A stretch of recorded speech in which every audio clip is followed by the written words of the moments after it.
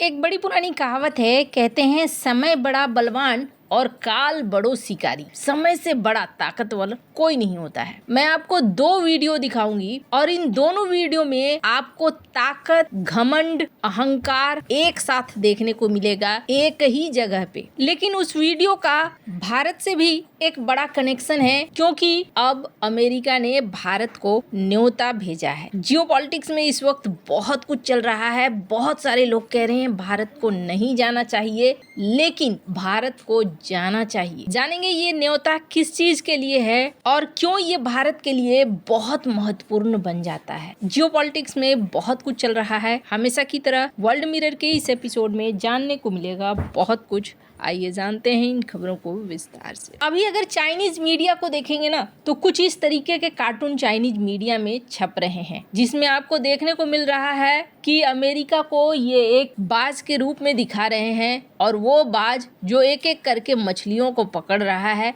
और पहली मछली इसमें बन चुका है वेनेजुएला। इसके बाद आगे किसका नंबर होगा ये देखने वाली बात है। यहाँ कहा जा रहा है who is next. Chinese media में अभी इस तरह के ढेर सारे मीम्स और ढेर सारी कार्टून वाली तस्वीरें पब्लिश हो रही हैं। एक और चीज मैं आपको दिखलाना चाह रही हूँ, जो चाइना की एम्बेसी है अमेरिका में, उन्होंने इसे पब्लिश किया है।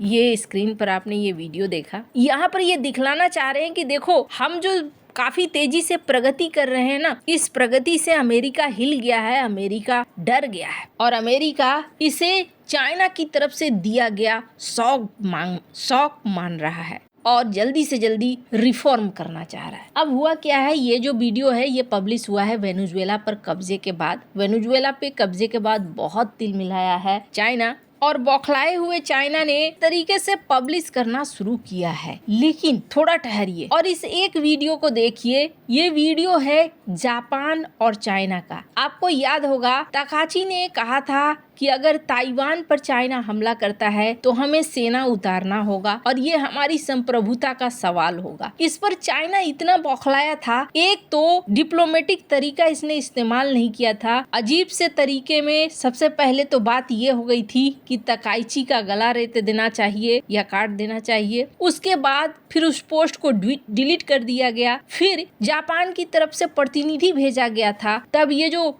जेब में हाथ डालकर खड़े हैं वो चाइना के प्रतिनिधि हैं, और सामने जो सर झुकाए खड़े हैं ये जापान के प्रतिनिधि हैं, जो ये कहने गए थे कि रेयर अर्थ मटेरियल पर रुकावट मत लगाओ, हमारे साथ व्यापार पर रुकावट मत लगाओ। लेकिन चाइना की तरफ से कुछ इस तरीके का रिस्पॉन्स आया।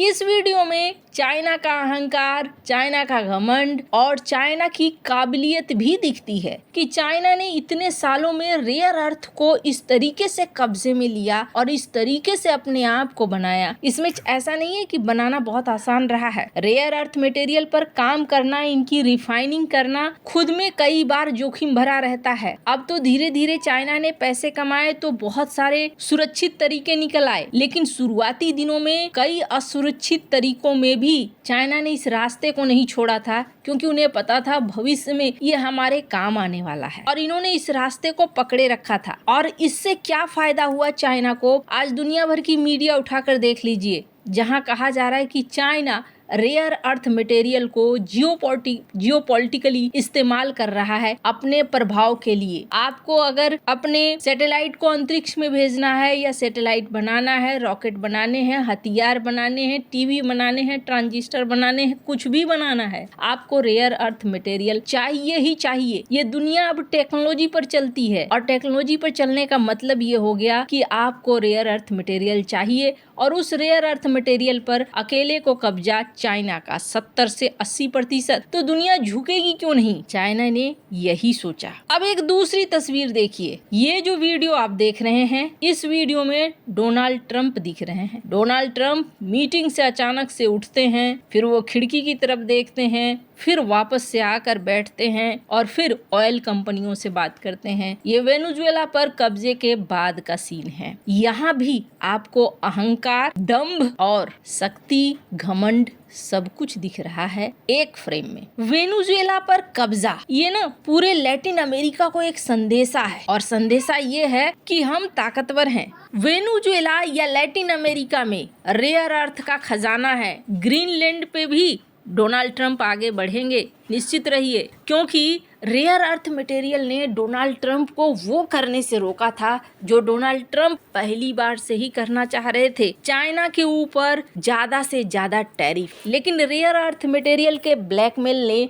आखिरकार डोनाल्ड ट्रंप को रोक दिया था, मुश्किल में डाल दिया था। और उसके बाद ये भयानक रूप अब देखने को मिल रहा है कि रेयर अर्थ मटेरियल भी मेरा होगा और तेल भी मेरा होगा, मैं अब सब कुछ कब्जे में ले लूंगा। आगे आपको और भी बहुत सारी चीजें देखने को मिलेंगी, क्योंकि ट्रंप अब शक्ति के बल पर बहुत सारी चीजें करना चाहते हैं और रेयर अर्थ मटेरियल एक महत्वपूर्ण खजाना है जिसको हासिल करना चाहते हैं। पर इसी क्रम में ना एक थोड़ा बदलाव देखने को मिला। अभी तक अमेरिका और भारत के रिश्ते कुछ खास अच्छे चल नहीं रहे हैं। रोज कुछ न कुछ ऐसी बयानबाजियां हो रही हैं जिन बयानबाजियों में दोनों देशों के बीच में ऐसा लग रहा है कि तल्खियां बढ़ रही हैं। लेकिन भारत की तरफ से डोनाल्ड ट्रंप की तरह ऐसा कुछ नहीं किया जा रहा है जिससे कि रिश्ते एकदम खराब हो। अब ऐसे में एक बड़ा चौंकाने वाला सीन देखने को मिल रहा है कि अमेरिका ने G7 की बैठक बुलाई है, खास तौर पर रेयर अर्थ मटेरियल के लिए। अमेरिका के जो वित्त मंत्री हैं, अमेरिकी ट्रेजरी सेक्रेटरी